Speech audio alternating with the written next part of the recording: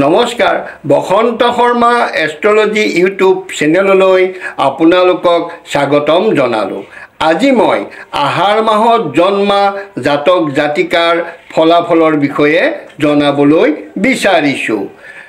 আহাৰ মাহত জন্মা জাতক জাতিকা মেধাসম্পন্ন হয়, ধনবান, বহুলোক প্ৰতিপালক, প্ৰিয়ভাষী, সহ্যশালী, শান্ত প্ৰকৃতিৰ লোক, মানি, বুদ্ধিমান, ভোগী আৰু বহুভাষী হয়।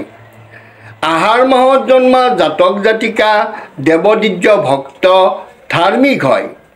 জীৱনত নানান ঘাত প্ৰতিঘাতৰ মাজতো তেওঁ আগবাঢ়ি যাব পাৰে, তথাপিতো সকলো নেওচি জীৱনত সুখ শান্তি লাভ কৰিব। নানা কৰ্মৰ মাধ্যমেৰে আগবাঢ়ি যাব পাৰিব। এওঁ সুখ্যাতি অৰ্জন কৰিব।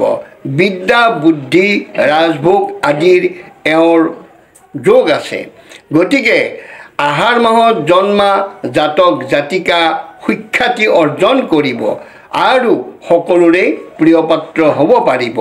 ভিডিঅ'টো চাই যদি ভাল পালে লাইক কৰিব, কমেণ্ট কৰিব। সকলোৱে কুশলে থাকক। ধন্যবাদ।